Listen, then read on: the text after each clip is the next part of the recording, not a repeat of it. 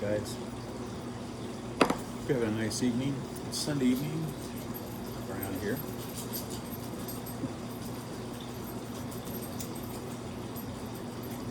I guess it is where you're at too, probably. Anyway, let's run a bit here. I don't know where to look at an iPad. But I would just make a video here again. I'm kind of having some struggles here. And it involves my church. The church that I attend. It's not my church. I'm not a pastor, definitely, but the church that I attend.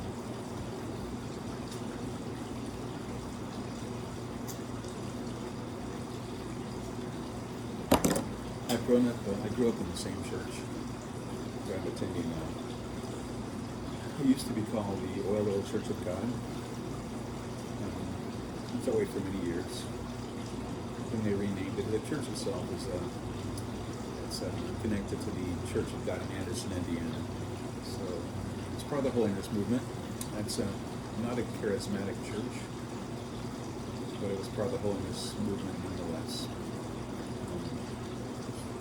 Founded over 100 years ago by a man named D.S. Warner. And has been around since then, about over 100 years, probably 150 years, I imagine. I'm not exactly sure on the date of origin. I've got it in some books, but I don't recall exactly what it is. Anyway, my local church, it's not called the Olive Branch Community Church. The name Oildale, for those of you unfamiliar with this area, it's kind of on the outskirts of Bakersfield. It's an unincorporated area right next to Bakersfield, California. But historically, it's been a settlement of oil field workers. That's how it got its name, Oildale, in the early 20th century. All the guys that worked in the oil fields basically settled this area. It's always very rough and tumble, kind of like an old mining town, really. Basically full of rednecks, guys that work out in the sun, labor all day, all rednecks, certain mentality. But Oildale, and it's still like that, actually. I grew up there in Oildale, in the parts that weren't quite as rough, although I lived in some areas that were, but never really affected me personally. My family wasn't really so much like that. I don't know. I've got some uncles that are pretty wild. They used to be. So, but I was always protected from that by my mom, my grandma. All that to say, the church changed its name about 50 years ago to the Olive Branch Community Church and relocated to a better part of town. It's in the Bakersfield city limits, but it's kind of out in the country.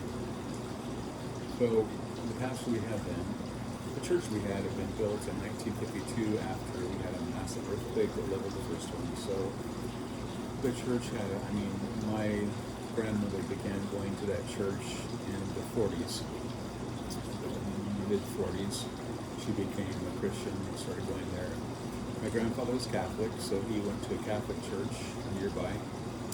He never went to the same church throughout their entire existence, but my grandmother started going there. She raised my mom, siblings. There were 6 kids all together. They were all raised in the church. I started attending the church when I was 2 weeks old, or she took me there when I was 2 weeks old. So I have a long history with this church. The church has gone through a lot of changes. First of all, we moved from the old area, which was the area that had been, it had gone down as far as poverty-wise. Most of the area in the church was poverty-stricken. They would find hypodermic needles in the parking lots and all that. But we had a large group of kids that would come to church whenever the doors were open. The church basically was their home. So the pastor we had at that time had a big desire to move out to a better location. I guess the theory being that if you move out to a better location, you're going to attract wealthier people, maybe get more money for the church, become bigger. That didn't really happen with us.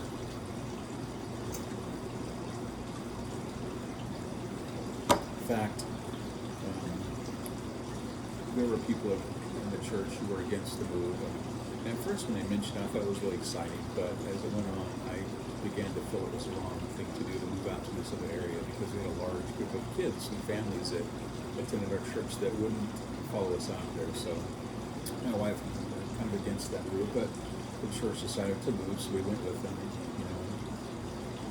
Bought a big chunk of land, constructed a big multi-purpose building, and went and did that.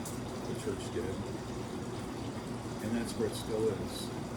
We never made a sanctuary or anything like that. It's just a big multi-purpose metal building, which is okay, it's served us okay. But I guess what I'm trying to say is our church has shrunk in attendance. We have about 35 or 40 people now that come on a consistent basis. I'm on 3 boards, if that gives you any indication. My wife and I left the church for a few years and went to another church with our kids. We came back though because we felt like we wanted to plug in someplace where we had a history and we knew the people and they cared about us. Because the church we had started attending was really big and a wonderful music program, great preaching and teaching, but it was so big that we really didn't need anyone because we're not really that outgoing. That was our fault too, but we wanted to go back to our home church, so we did. The pastor there, he's a really nice man, a good preacher.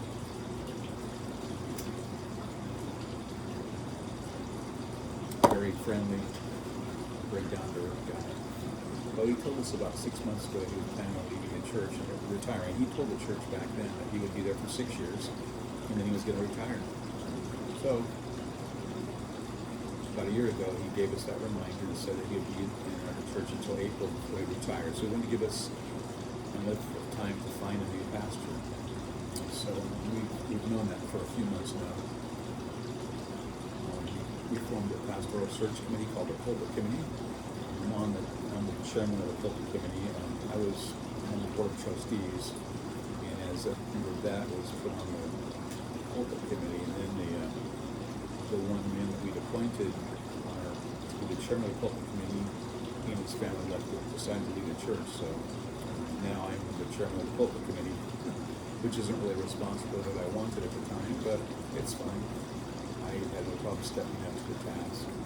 But our church has been in deficit for a long time. I think we need about $17,000 a month to pay everyone and to pay their mortgage and all that, meet all their obligations. And month after month, our church is we get about half that if we're lucky. So,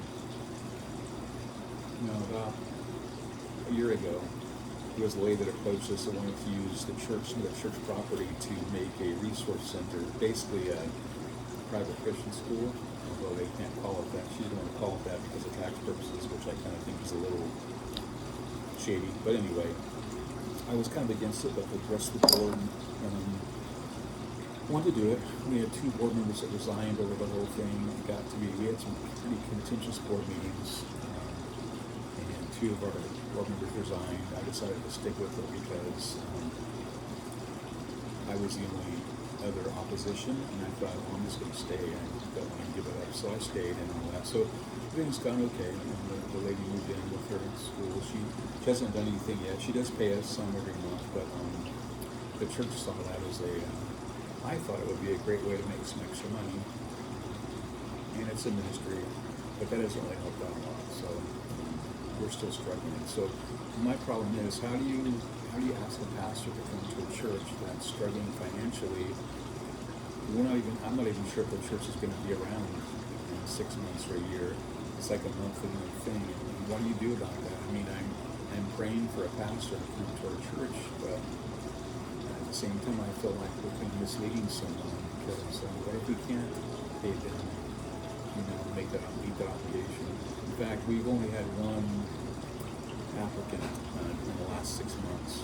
And basically showed interest, but he didn't respond to any of our emails. The secretary of the church said that we wouldn't need a pastor until April of 2025, and he never responded. But then we found out actually at our last meeting that the pastor is planning on retiring now in December due to some family issues. So now we've got about 3 months to go before our pastor's gone, and we don't have any prospective candidates. We have invited one man to apply, but he's not even sure he wants to even do it. He's spoke at our church a couple times, but I mean, this guy's been in the job for 30 years. He lives in the mountains a couple hours away, and he's very plugged into his church, so I don't really think he's going to take us up on the bite, but, you know. So what do you do? When do you know it's time to close down the church? And there's 35 or so people, and the giving is low, the attendance is very sporadic. And when do you know when it's time to just close the doors of the church? It's really weighing heavy in my heart because I grew up in this church, you don't want to see it closed, but when do you know when it's time for a church just to give up? I mean, what if God doesn't send us, what if we don't get a pastor? What do we do? What do churches do?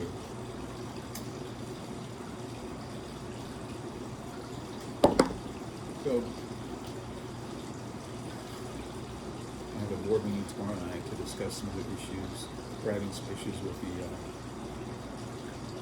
school and the property. So, you know, it's just kind of disheartening. So anyway, I just appreciate your prayers. If you know anyone who's interested in being a pastor to a struggling church that, what are you going to say, may fold in 6 months, how do you even invite someone to apply for that job? But I'd appreciate if you keep my church in your prayers. It's the Olive Branch Community Church's name. And anyway, just felt like you need to talk to somebody. So thanks for listening, guys. I appreciate it. Love y'all. God bless.